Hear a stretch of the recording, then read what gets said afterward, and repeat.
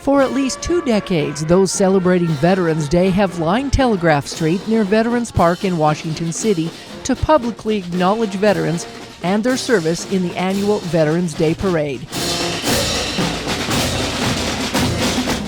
It's such an important day, such an important event. I want them to know why they're so blessed to have the freedoms and the great life that we have.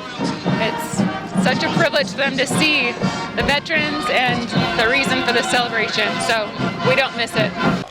It's a day of observance in commemoration of the 11th hour of the 11th day of the 11th month in 1918, when World War I came to an end.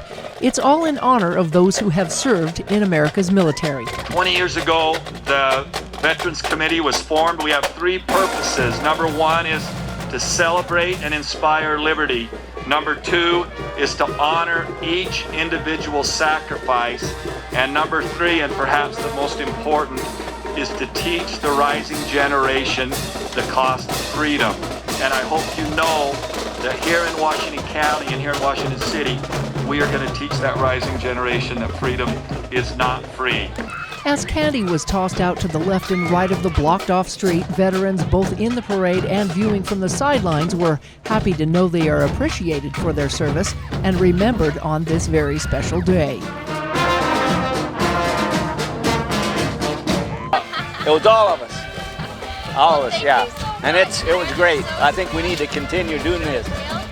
We're losing some of us, you know. So, yes, it was great. The Grand Marshal of the parade this year was 105-year-old Clifton Spendlove of Washington City. Clifton served in the U.S. Army during World War II. To be 105,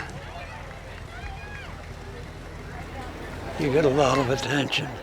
Yeah, you do. And also for the Grand Marshal, you get attention. After the parade, he was honored before other veterans. Clifton was drafted 3 days before the attack on Pearl Harbor, and he was assigned to the 16th Armored Division. His unit crossed the Rhine River and helped liberate Pilsen, Czechoslovakia in May of 1945. He said that as his unit rolled into Pilsen, Czechoslovakia, Hitler heard he was coming and surrendered. You did all that? Well, thank you very much. A veterans ceremony amongst the field of flags offered entertainment and a special commemoration to Cold War veterans. Thank you, military. Our country is proud of you. We are all so grateful for everything you do. Today, we welcome the Utah Cold War veterans. Veterans who served between 1945 and 1991, which is called the Cold War era. Approximately 100,000 Utahns served during the Cold War. Today, we are here to honor 119 of you. As the veterans' names were called out, they were each pinned with a special Cold War medal by a spouse, loved one, or another veteran. Jerry Weidert, U.S. Army. Paul Baird, U.S. Army. Chris Putnam, U.S. Air Force. The tolling of bells, followed by a moment of silence, honored those veterans who gave all. It was emotional. It's emotional to me right now to look into the faces of these veterans. But you know, I would be remiss if I didn't recognize another level of veteranship, and that would be the spouses of veterans.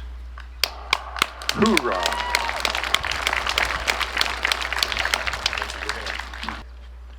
And I think that all of us that took the oath and that were ready to sacrifice and do all we could, we're all part of a brotherhood and a sisterhood. And so Washington City, just personally as a Washington City lifetime resident, thank you for doing that. I watched generational appreciation. God bless America.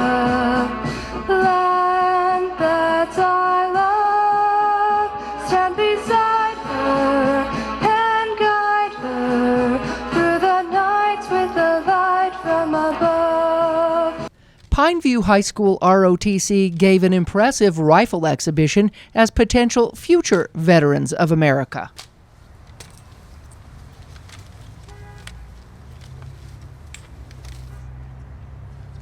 Ready. Bravo.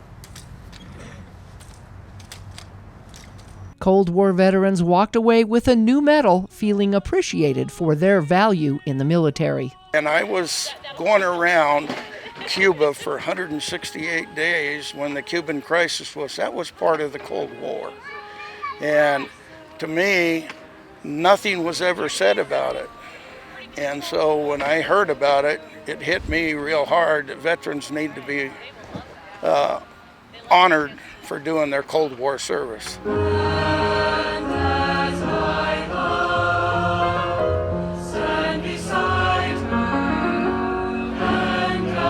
In Washington City on Veterans Day, Melissa Anderson with videographer Joe Boyle, Community Education News.